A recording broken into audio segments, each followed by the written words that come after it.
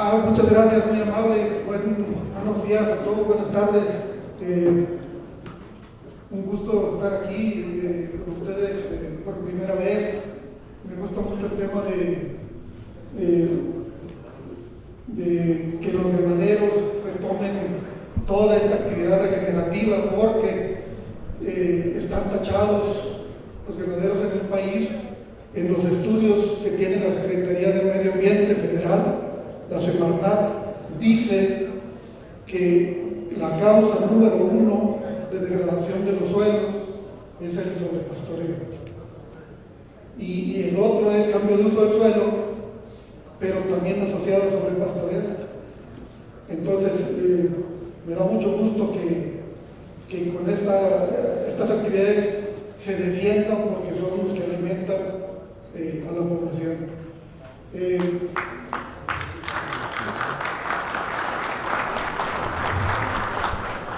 A la doctora le entendí todo, porque soy también edafólogo y me dio mucho gusto que hablara de eso, porque hay muchas cosas muy científicas, muy técnicas que ella nos presentó, pero que se desconocen.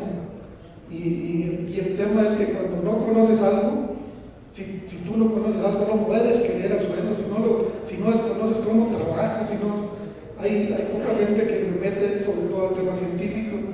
En el mundo, además, hay déficit de especialistas en suelos. Solamente la Universidad de Chapingo saca carreras en especialistas en suelos en este país, y en todo el mundo hay un déficit. La UNAM saca biólogos con orientación a suelos en el último año o año y medio de la especialización, pero hay un déficit enorme en el país. Por eso este país, este planeta, tiene déficit de producción, está usando fertilizantes porque no hay la asesoría que debiera de haber en este tema, y sobre todo el uso de químicos. Nos quejamos de a la gente que le dio cáncer, a los familiares, pero todo esto viene, como dijo la doctora, desde el suelo, ¿no? Porque seguimos usando fertilizantes, pesticidas, que seguimos en los temas de pastoreo. Pero bueno, ya me voy a meter a mi tema, gracias. Yo me invitaron para dar esta plática, sobre todo los temas relacionados con el tema mundial de la desertificación y la sequía. La que sigue, por favor.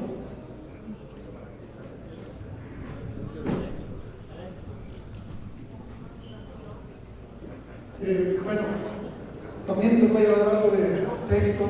La desertificación es un problema mundial. La desertificación es un problema que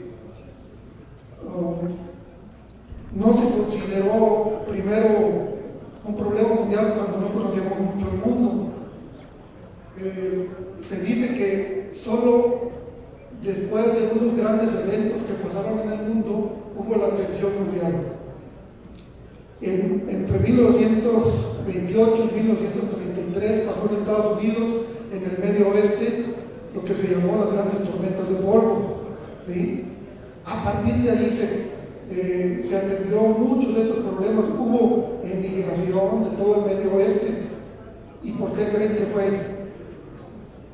Vamos a seguir hablando de suelos. ¿Por qué creen que fue? Porque metieron los tractores John Deere a arar los pastizales del Medio Oeste, donde pastaban naturalmente los búfalos y el ganado. Metieron los tractores John Deere a arar, a voltear los suelos y a voltear los pastizales. ¿Y saben qué suelos eran la mayoría? ¿O siguen siendo? Arenosos. Entonces, voltearon los suelos arenosos. Eso es un error, porque no había especialistas en suelos. Se creó a partir de ahí el Servicio de Conservación de Suelos de Luzda. Tiene muchos años trabajando y fueron los primeros que empezaron a meter mucha tecnología de labranza de conservación, etcétera, incorporación de materia orgánica, todo lo que ahora se hace y lo que no ha hecho ni hemos hecho en México ni en el mundo de manera generalizada. El otro gran evento que pasó para que se hablara de la desertificación a gran escala mundial fue que entre 1970 y 1976 pasó en África sequías continuas que desecaron los cuerpos de agua, los cultivos, los pastos, murieron las reses, murió la gente. Entonces, después de 1974 se creó una gran conferencia mundial para hablar del tema de la desertificación, porque pensaban que nomás se daba ahí, pero cuando los países se juntaron dijeron, pues si estamos pasando lo mismo en México, en Chile, en Estados Unidos, en el norte de África, en Australia, y se creó todo un movimiento que llegó a la cumbre del Río de Janeiro en 1992 en Brasil, donde ya estaban organizados los países ricos promoviendo la Convención de Cambio Climático. Y aquí les voy a hacer un paréntesis. El cambio climático nos echa la culpa a todos. No es culpa de nosotros, yo estoy en contra.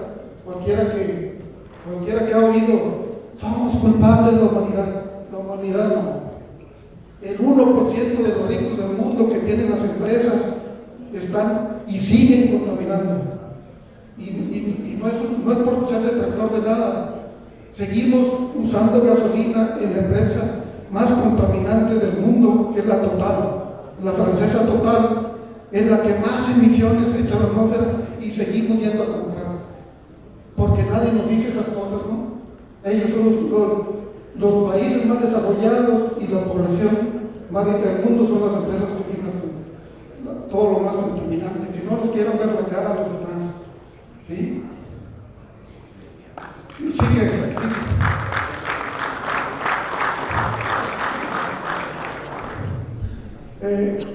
Entonces se volvieron problemas y siguen siendo problemas más que pero no a un nivel del tema del cambio climático, porque ya les decía yo, la Convención del Cambio Climático la organizaron los países ricos.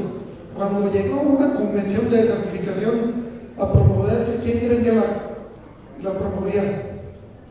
Los africanos. ¿Y quién le cree?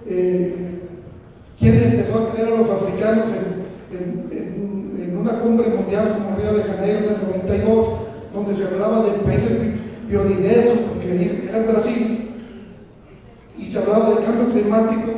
Pues los miraban raros, unos negritos viniendo a promover una convención ambiental, no les dieron nada, les patearon el trasero. Entonces, en 1992, en esa que se llenan de orgullo muchos ecologistas de que se creó biodiversidad de cambio climático, dejaron a un lado el suelo, la tierra, la desertificación. Se tuvo que crear hasta 1994, después de luchas, y se creó sin un fondo presupuestario. Y a la fecha sigue siendo uno de los que tienen menores presupuestos de todo el mundo y uno de los que más actúan sobre el terreno. ¿Sí?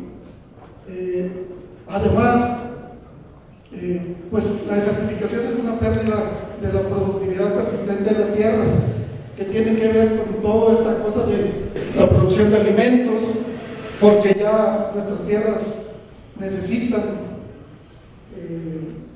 ser fertilizadas, y el 80% de las tierras del mundo se les aplica fertilizantes, si no, no son productivas. Y digo fertilizantes tanto naturales como orgánicos. Y este es un problema mundial y se da primero que el cambio climático. Cuando alguien está produciendo pasto, ganado, cultivos agrícolas, se produce en la tierra, no se produce en el clima, no se produce en el aire. El primer problema, cuando veo yo los títulos de las conferencias que dicen efectos de la labranza, de de la investigación ante el cambio climático. Pero si tú tienes una tierra, primero se te está desertificando, desecando, afectando por la sequía.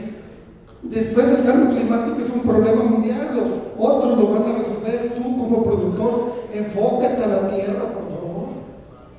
Deja de hacerles el caldo gordo a los que han gastado miles de millones de dólares en el mundo en investigación.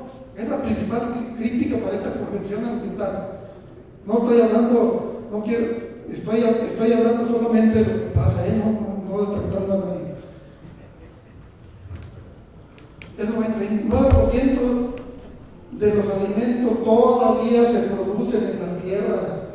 Entonces, por favor, enseñen a sus hijos, como decían los indios, el amor a la tierra primero.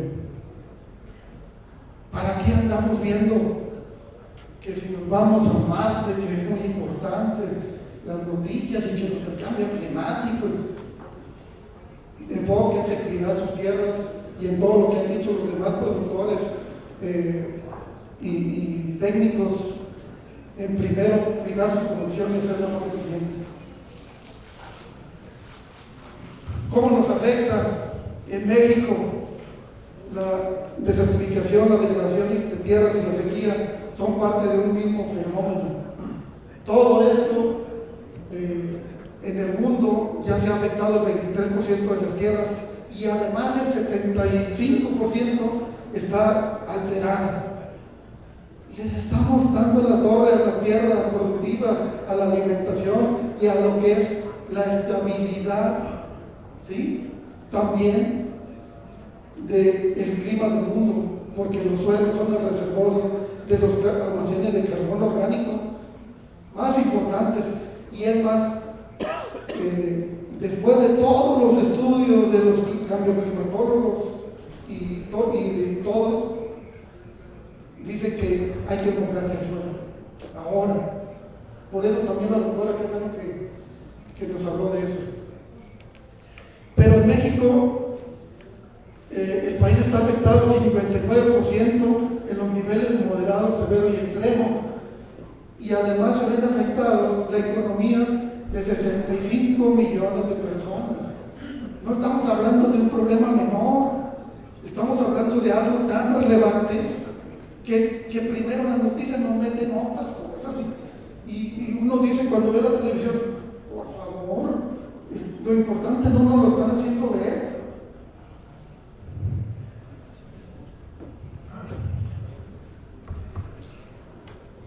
Entonces México, estos 65 millones de personas afectadas, tienen migraciones internas y externas. ¿Quiénes son los que más han emigrado de las regiones del país? Los de la Mixteca oaxaqueña, que se van principalmente a la Ciudad de México y a las plantaciones de California, la California mexicana, Sinaloa y Sonora. Tenemos puntos críticos en las Mixtecas, entre Guerrero, Oaxaca y Puebla, en el centro, en Hidalgo, Querétaro y Guanajuato, la zona Pichol, entre Nayarit y Jalisco, zonas muy críticas. La zona frijolera principal del país, entre Aguascalientes, Zacatecas, Durango y Jalisco, el altiplano potosino, de Zacatecano, de Nuevo León y Tamaulipas, que comparten una misma región, la comarca lagunera, la zona tarahumara, donde se han suicidado los tarahumaras. Han visto las noticias algunas veces debido a las sequías, también han tenido esos impactos. Y la zona yaqui, donde fueron despojados por muchos años de sus tierras y de sus pertenencias y de sus recursos. De acuerdo al INEGI, el alto costo de la degradación ambiental llega al 4.5% del Producto Interno Bruto, de acuerdo a 2019. Pero los costos por degradación del suelo ascienden a 137,000 millones de pesos y hay un incremento anual del 6.6%.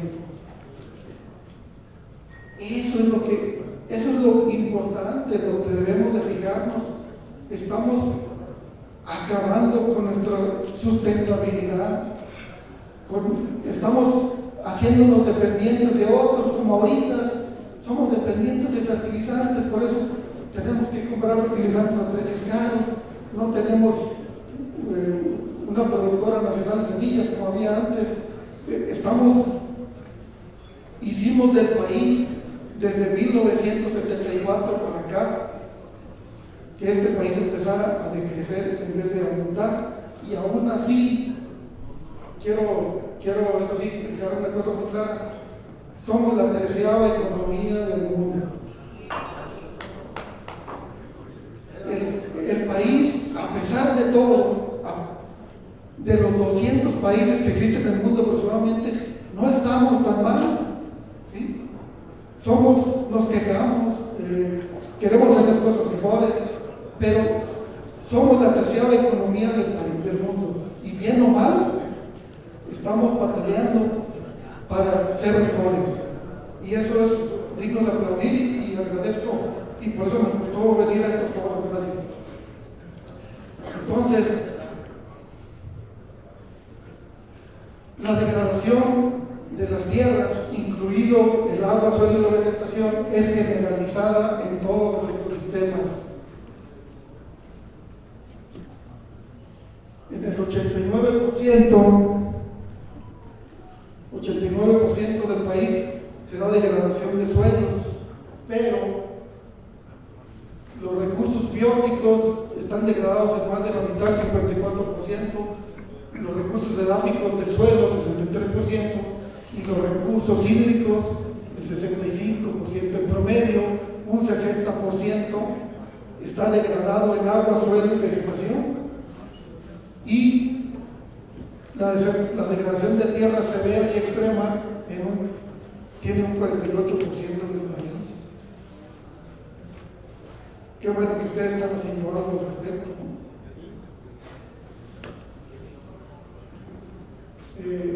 Como me tocó hablar sobre los temas internacionales, en esta convención de lucha contra la desertificación tiene un marco estratégico que guía las acciones de esta convención y también de todos los países. El marco estratégico 2018 al 2030 pues tiene la meta, el objetivo de restaurar las vastas extensiones de tierra degradada con base en los objetivos de desarrollo sostenible, también que son del 2030, pero la meta de este marco estratégico es reducir la desertificación y un tema aquí primordial, que es el tema central mundial: neutralizar la degradación de las tierras. Con base en esto se tienen planteados 5 objetivos estratégicos. Uno, mejorar la condición de los ecosistemas afectados.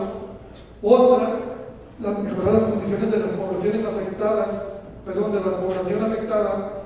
Como segundo, el tercero es mitigar, gestionar y adaptarse a los efectos de la sequía.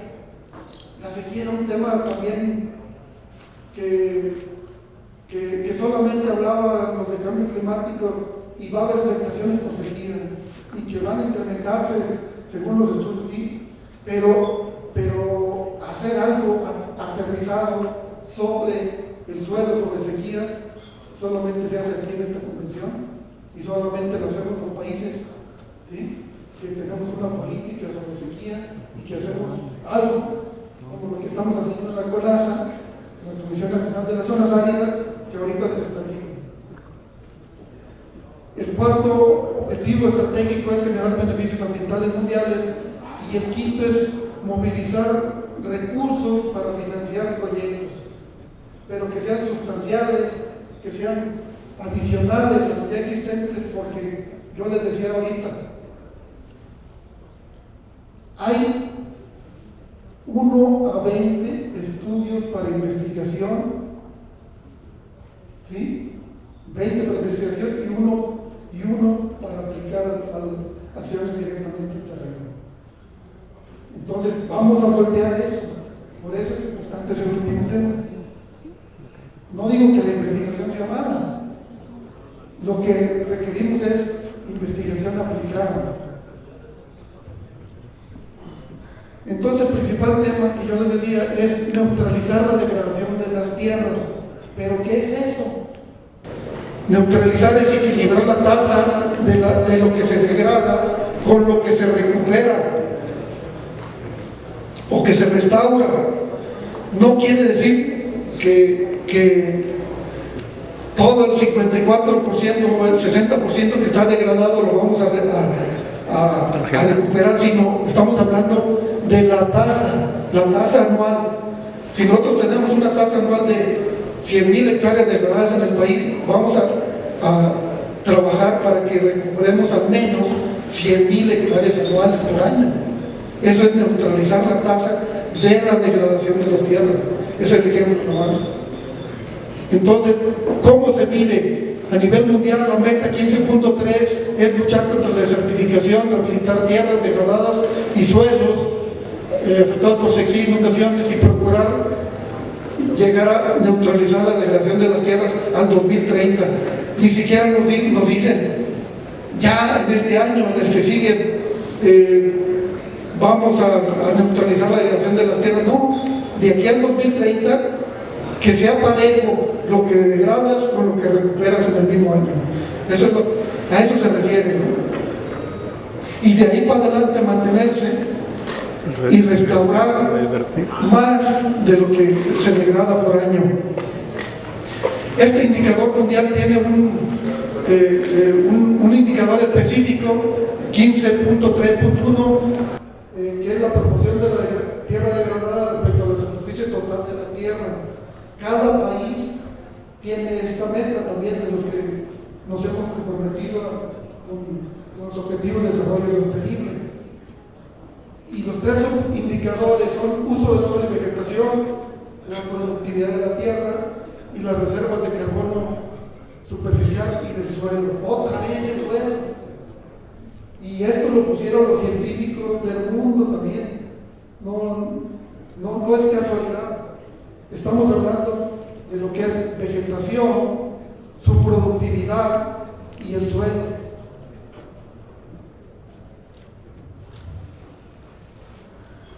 Todo esto nos sirve para referenciar las metas nacionales voluntarias de neutralizar la degradación de las tierras al 2030, que de acuerdo a los datos que se están manejando, los objetivos de desarrollo sostenible del 2030, después de la pandemia, después de esta guerra que afecta a todo el mundo, están moviéndose un poco para después, para otros años, y en todo el mundo, porque es difícil que la misma humanidad cumpla las metas al 2030 que se plantearon cuando había tiempos de paz. Bueno, no era paz, en 2015 no había tanta paz, pero ¿por qué tanto ruido de neutralizar la degradación de las tierras nomás? ¿Alguien se le ocurrió nomás porque sí? No, porque después de todos los mejores esfuerzos que ha hecho la humanidad, estamos fallando en las soluciones para mantener en paz y con tranquilidad a este planeta. Seguimos degradando. Si ya teníamos 23% de ecosistemas que cambiaban, 75%, hemos fallado. El país, México, ha fallado al mundo en muchos países, ¿no? Inclusive los más desarrollados, Estados Unidos, Italia, España, tienen muchos problemas muchos más de los que nos llegan las noticias aquí, ¿no?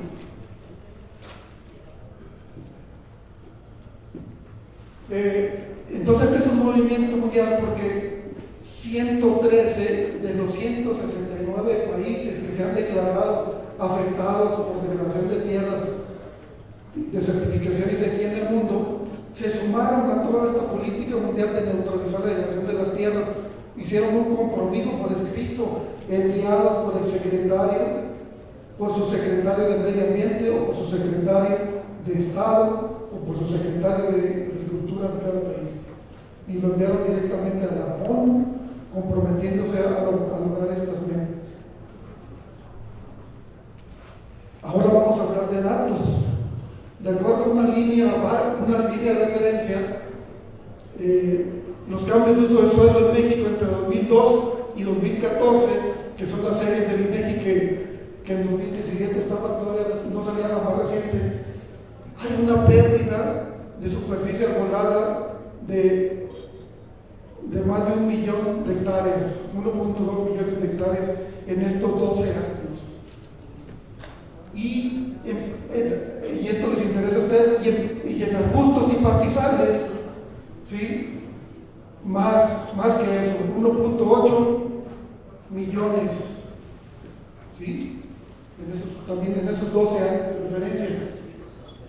¿Y qué es lo que se ha incrementado? Las tierras de cultivo, los humedales y hasta las superficies artificiales, que son todas las obras de infraestructura.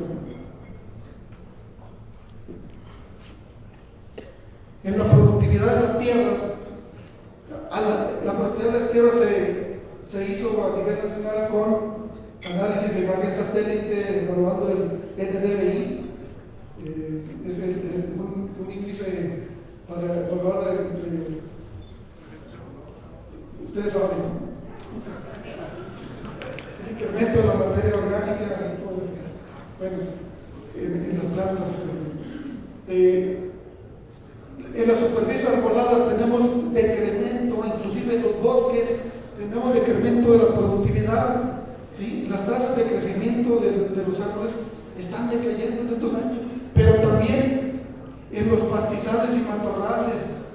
O sea, no nomás cambiamos de uso, sino que los que están cayendo su productividad, su rendimiento, su materia, producción de materia seca.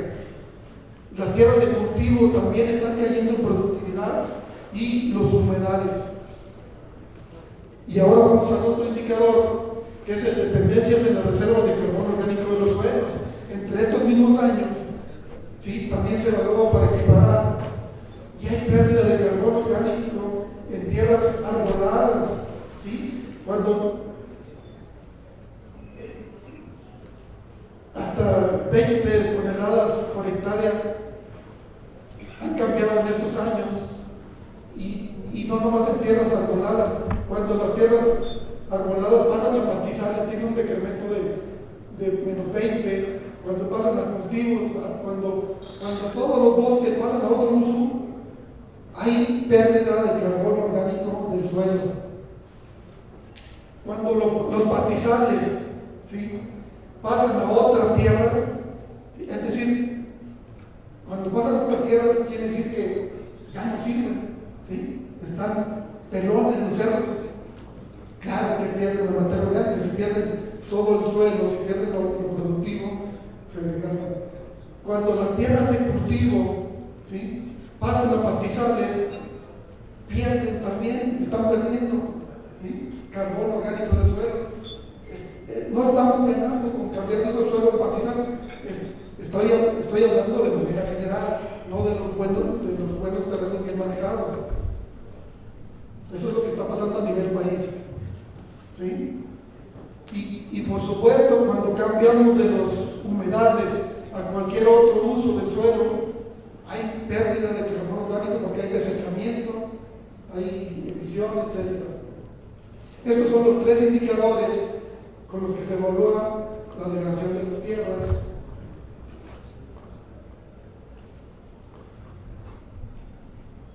Entonces, si nosotros sumamos estos 3 indicadores, llegamos a la conclusión de que la degradación total de tierras en México es del 59%, cuando hay degradación al mismo tiempo de las 3 cosas, ¿no? ¿Sí? Degradación por cambio de uso del suelo, degradación por productividad y degradación por pérdida de almacenes de carbono orgánico en el suelo.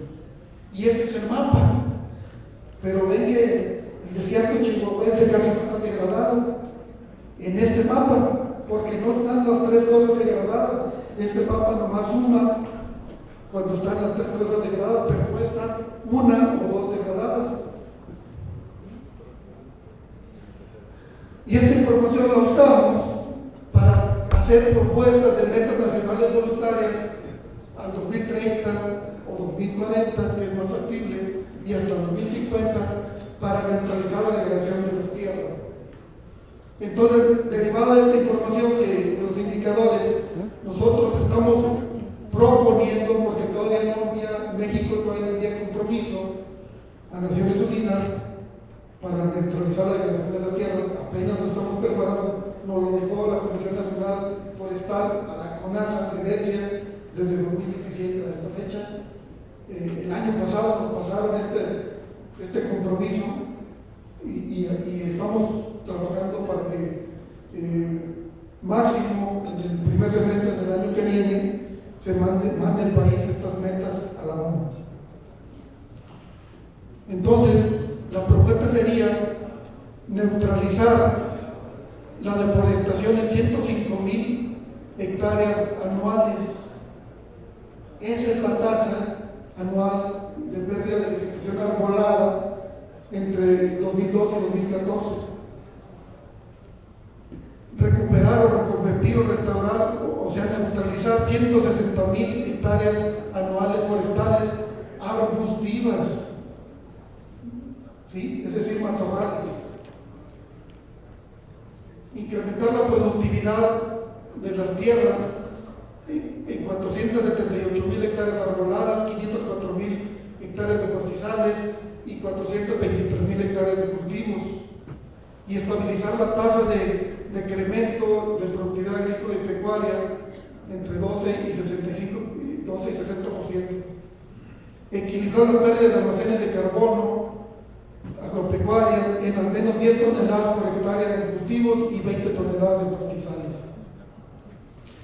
Esas serían unas propuestas de metas muy generales que vamos a negociar con todas las instituciones del país, sean del gobierno, sean organizaciones sociales como esta organización, sean gobiernos estatales, municipales, y vamos a hacer todo un consenso para ver quién se apropia de estas metas, y ojalá que ustedes como organización le entren a esto, porque de esto depende de otra cosa que les voy a hablar. Yo les decía también un poco de la sequía. La sequía se miraba como un problema aislado. Se me olvidó que no pasó mi video. Sí, voy a pasar un video a internet para que vean que este problema de la sequía es real. Tenemos a una mexicana, una persona va a hablar por mí de ese tema, que es una mexicana que está en la Comisión de Certificación allá en Bonn, Alemania. Queridos amigos de México,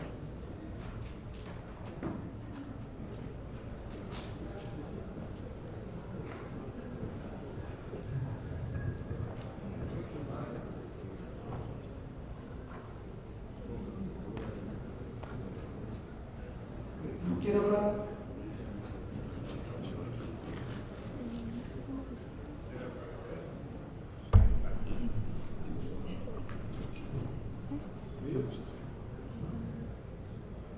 Queridos amigos en México, en primer lugar les envío un caluroso saludo desde el Secretariado de la Convención de Naciones Unidas contra la Desertificación y muy especialmente por parte de nuestro secretario ejecutivo, el señor Ibrahim Thiaw.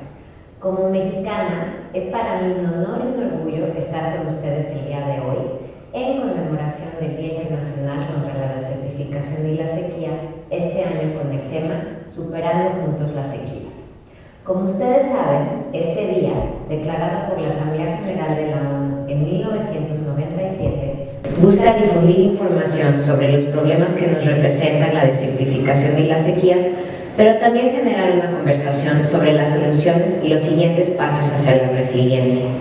En ese sentido, me da un enorme gusto saber que ustedes tienen hoy una agenda de alto nivel y que discutirán precisamente las soluciones y los aportes que México puede realizar para atender este problema de manera local, regional y global.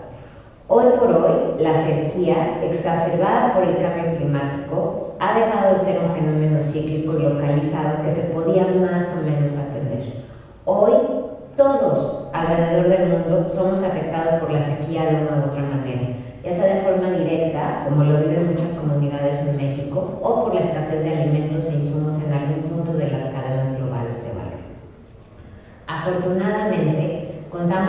herramientas y la voluntad política de las partes de nuestra convención para trabajar de manera coordinada y superar juntos las sequías. Como ustedes saben también, nuestra 15ª conferencia de las partes se celebró en Abidjan, Côte d'Ivoire, el pasado mes de mayo. Y aquí quisiera hacer una pausa para felicitar muy calurosamente al ingeniero Jorge García Rodríguez de la CONASA, quien fue electo como presidente del Comité de Ciencia y Tecnología de la Convención para el próximo periodo de 2 años, en un claro reconocimiento al liderazgo de México. Enhorabuena.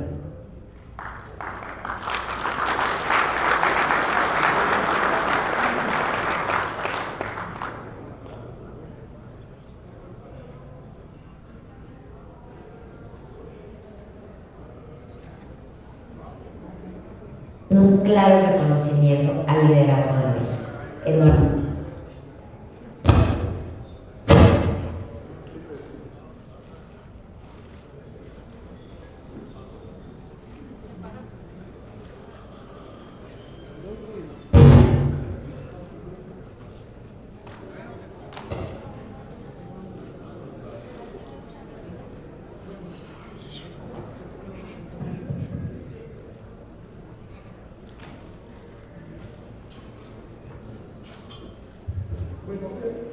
Yo nomás pasé este video con la intención de que vean que este tema es nuevo a nivel mundial, retomado por la gente y por los países, y yo quería que esta mexicana hablara de esto, ¿no?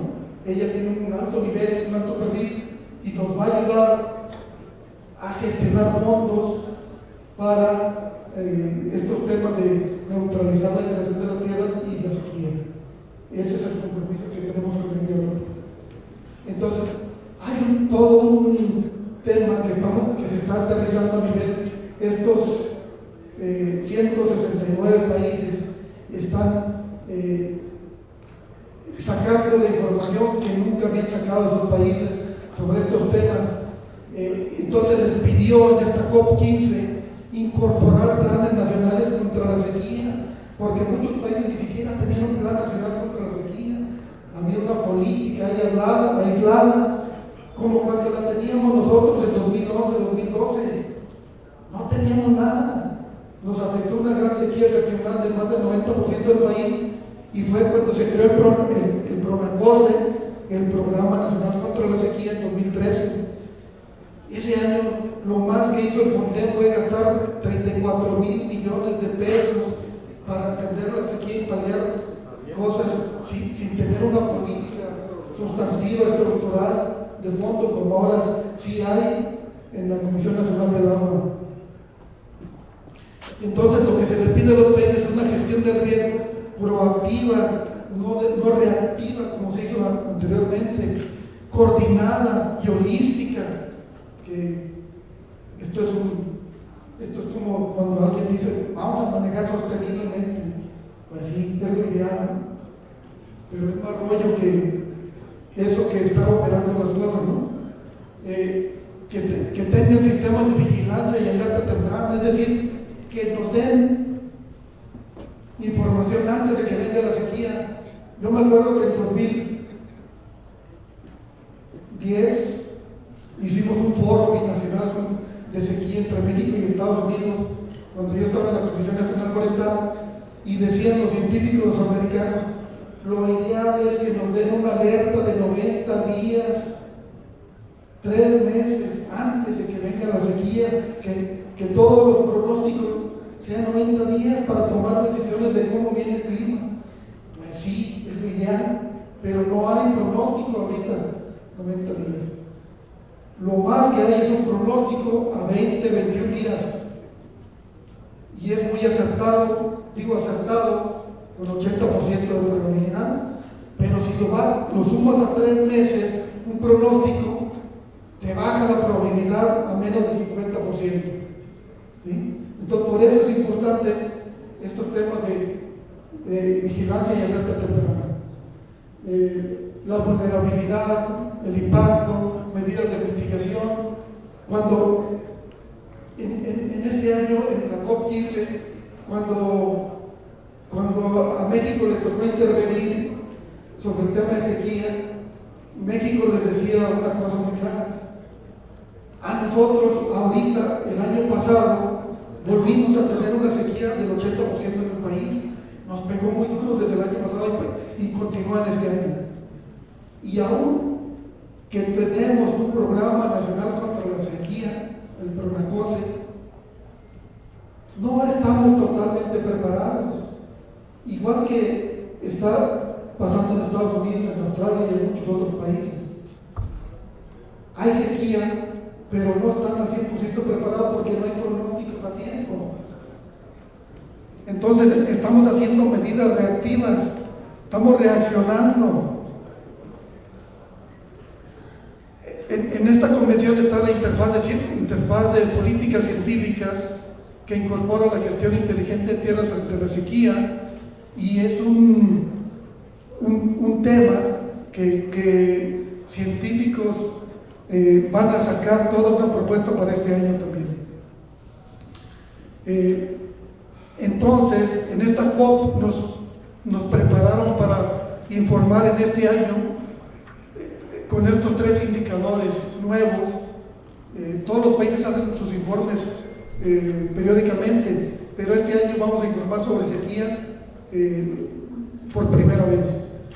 La proporción de tierras afectadas por sequía respecto a la superficie nacional nunca la habíamos reportado a nivel mundial. Todos nos lo digeríamos en la casa, ¿no? Aquí en México, sí nos afecta, pero esto sirve para referenciar cómo están otros países, ¿sí? Cómo estamos nosotros respecto a otros países, y también cuál es la población expuesta a la sequía, porque tampoco eso sabemos. Se dice que la sequía es la primer causa de migración de la gente del mundo, más que cualquier otra cosa. Y lo otro que vamos a informar son las tendencias en el grado de vulnerabilidad. Esta COP15, como decía Miriam Medel, tiene un grupo de trabajo intergubernamental sobre sequía, donde también un experto mexicano estuvo trabajando los próximos años en este grupo, que es el doctor Armando López Santos, de la Unidad Regional de Zonas Áridas de Chapingo, aquí en Bermejillo, Durango. Esta COP15 también acordó aumentar el compromiso de aplicar políticas y alianzas eficaces sobre la sequía. Estamos haciendo, políticas sobre la sequía, pero alianzas no hemos hecho. Hemos hecho alianzas a nivel interno, y ahorita les voy a hablar de ese tema, pero si sufrimos sequía México y Estados Unidos, pues no estamos haciendo de manera binacional todavía nada juntos, ¿no? O con otros países. También esta convención va a trabajar en apoyar y aumentar la utilización de la información para la toma de decisiones a nivel nacional, subnacional y local, compartir los conocimientos y experiencias, que esto es algo muy importante. Se dice que Australia es el país con mayor experiencia en el tema de la sequía, Israel en medidas contra la sequía y Estados Unidos en medidas de largo término, pero no tenemos con ellos relaciones sobre este tema ahorita, ¿no? Eso es lo que queremos hacer. Y sobre todo ampliar y facilitar los recursos para aplicar medidas sobre la sequía y la resiliencia a todos los niveles. Eso es lo que nos pide esta COP15, la Conferencia de las Partes, a todos los países del mundo. Y hay otros temas que se ven poco atractivos, por ejemplo, cómo afecta la desertificación, la degradación de las tierras en la migración. Pues yo les voy a contar una historia. Cuando yo estuve en 2017 en una conferencia de las partes, la Unión Europea dice: quiero meter este tema para que México nos apoye. Y es que nos está llegando mucha migración de los países de Asia, sobre todo del cercano oriente, a Europa. Y le decimos: sí, con mucho gusto te apoyamos, pero danos un documento donde explique qué propones, qué hacer y por qué. Pues no había ningún documento. La Unión Europea, como es un financiador muy importante de esta convención de certificación y de todas las convenciones del mundo, quiere meter temas por debajo del agua, como se hacen muchas cosas y que no se deberían de hacer, y entonces quería poner sus políticas regionales de Europa a todo el mundo, y nosotros en México le dijimos, pues no, gracias, si no tienes un documento en que nos basemos, no podemos apoyar. Entonces, pero es demasiado importante, porque en México la mayor migración, que teníamos una tasa de 900,000 personas por año, al menos hasta el año 2005, salían de Zacatecas, Jalisco, Aguascalientes, Durango, pues sobre todo para Estados Unidos. Pero todo esto ahora ya se sale por otras cosas, ¿no? Pero la degradación de las tierras era el factor principal, y hay un estudio que hizo Michelle Layton del Departamento de Estado de Estados Unidos en la relación sobre la degradación de las tierras y las migraciones de Estados Unidos, ¿sí?, con estadísticas, y dice que son 900,000 personas por año, al menos hasta antes del 2005. Y por cierto, Michelle Layton de San Francisco estaba en el INH, Instituto Nacional de la Herencia, ahora se fue a la ONU, al tema de migración. Bueno, entonces se metió el tema de certificación apenas en este año 2020 a nivel mundial, y estas son las principales conclusiones, que no les voy a hablar, les voy a dejar la presentación.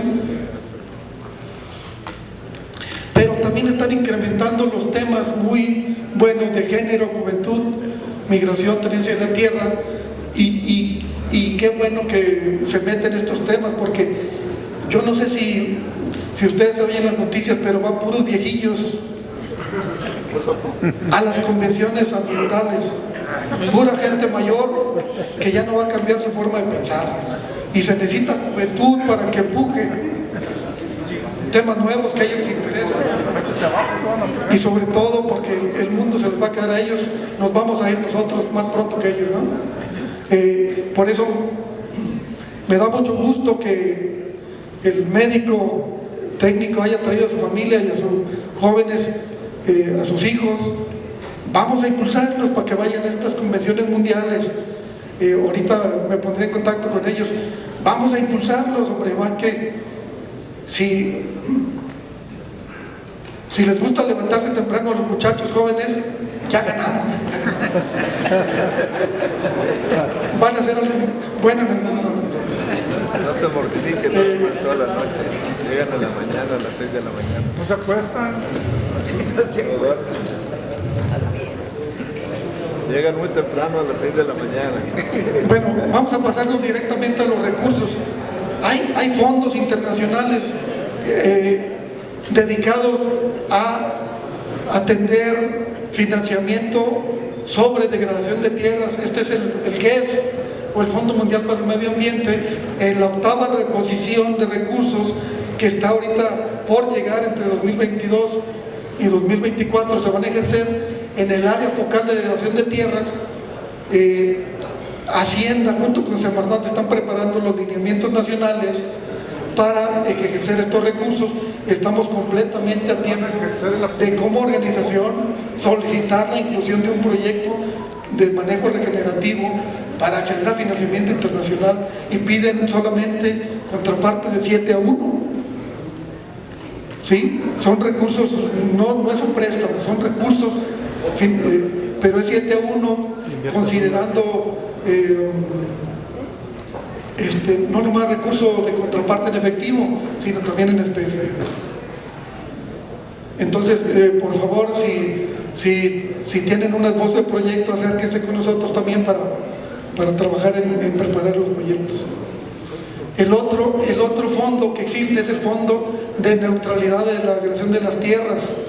Es un fondo que se creó en 2017 Es un fondo abierto, privado y financiado a bajos intereses para ejecutar proyectos transformadores para neutralizar la degradación de las tierras. Está el Fondo Verde para el Clima, que también financia proyectos y acciones de mitigación y adaptación en tierras.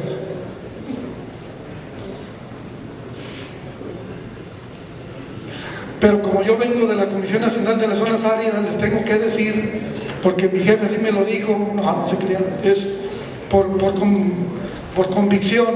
Yo tengo muchos años trabajando en zonas áridas. ¿Qué estamos haciendo en CONASA? ¿Qué estamos haciendo para mitigar los efectos de la sequía, la degradación de las tierras, incrementar la productividad, etcétera? Tenemos un programa especial de estimulación de lluvias. No sé si alguien de ustedes ha oído hablar de eso. Levante la mano. ¿Se puso Samuel, no? Pues es una lástima porque hasta el gobernador de Nuevo León ha puesto ahí que estamos trabajando. Pero bueno, nos falta difundir, yo creo, más. Pero tenemos, desde el año pasado que hubo la sequía, tuvimos el programa de estimulación de lluvias en varias regiones del país y logramos hacer que lloviera en 9 polígonos con 11 millones de hectáreas atendidas. Cada vuelo de un avión que asperjaba yoduro de plata sobre las nubes, tenemos un éxito del 100%. En la primera que hicimos el año pasado fue en Ensenada, Baja California, 1 millón de hectáreas. Los ganaderos quedaron muy contentos, le enviaron una carta al presidente y al secretario que les habían salvado el ciclo agrícola. El año pasado también en Sinaloa y Sonora las presas estaban al 8%.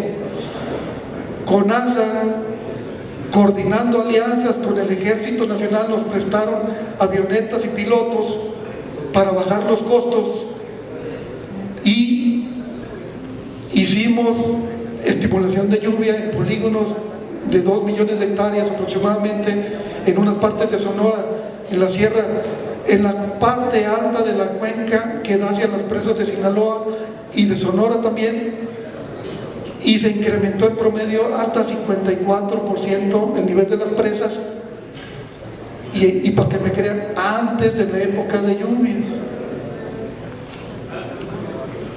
Después, en Chihuahua, aquí en esta área de la presa La Boquilla, que había problemas también, se hizo un programa de estimulación de lluvias. Yo no sé por qué no lo saben. Se salvó el ciclo agrícola, ¿sí? En Chihuahua se resolvió el problema social, al menos en ese año, ¿sí? Se hizo llover y se incrementó el nivel del agua en la presa de La Boquilla, pero además se quitó el problema de no dar agua a Estados Unidos, porque era una presión muy importante de Estados Unidos. Se le dio agua a Estados Unidos, pero ya no se le dio agua a Tamaulipas, al Distrito de Desarrollo 025, bajo Río San Juan, en Vallehermoso, San Fernando, Reynosa y Matamoros, no se les dio agua ya. Por eso en este año se les prometió que se le iba a hacer la estimulación de lluvia en esa parte, y se logró también a principios de año con éxito. Y como pegaba ahí un piquito con Nuevo León, el gobernador Samuel García aprovechó en redes sociales y dijo: están haciendo llover en Nuevo León. Bueno, los límites no son exactos, son polígonos cuadrados donde hay líneas de vuelo de los aviones, ¿no? Por eso también pegó una parte de Nuevo León, ¿no? Pero también hicimos en Zacatecas, en la Laguna, y este año también volvimos a continuar todos estos proyectos y están en ejecución. Ahorita en Chihuahua llevamos, ¿cuántos vuelos, Ricardo? 14 de 20 vuelos haciendo llover en las cuencas de las principales presas. Estamos haciendo algo, a lo mejor no tenemos, porque no tenemos áreas de comunicación social, no lo hemos divulgado, al menos a nivel de dependencia ya no tenemos comunicación social, pero también estamos haciendo otras cosas. Estamos promoviendo el uso de nopal forrajero. El nopal forrajero es 3 veces más eficiente que en el agua, en el uso del agua, que la alfalfa, maíz, sorgo, forrajeros. Tenemos estos proyectos en Sonora, Chihuahua, Durango, Coahuila, Nuevo León, Tamaulipas, San Luis y Zacatecas. Estamos tratando de que se sustituya la alfalfa que usa agua al por mayor en la laguna y en otras regiones del país. Deberían de ser mejor pastoreo regenerativo, ¿verdad? Vamos a impulsarlo también juntos, ¿por qué no? Pero también ustedes, ¿por qué no ponen un lote de 1 hectárea de nopal forrajero que les va a dar suplemento alimenticio combinado con otros nutrientes, muy eficiente y además orgánicamente los nutrientes se asimilan más? También estamos haciendo en la Comisión Nacional de Zonas Áridas siembra de pasto navajita, siembra de peces, asesoría para algunos productores, para obtener financiamiento con Financiera Nacional de Desarrollo, organizaciones sociales como Congregación Mariana Trinitaria, PRONAES, Fuerza Migrante y Fundación Río Arronte. Todo esto estamos haciendo en la Comisión Nacional de Zonas Áridas, además de ser ahora el punto focal nacional ante esta convención de certificación desde el año pasado, y vamos a reactivar el Sistema Nacional de Lucha contra la Desertificación, el SINADES, y al menos los 12 sistemas estatales contra la desertificación y la sequía que se instalaron y que se abandonaron desde la pasada administración federal y que queremos reactivar en estos estados que incluyen Chihuahua.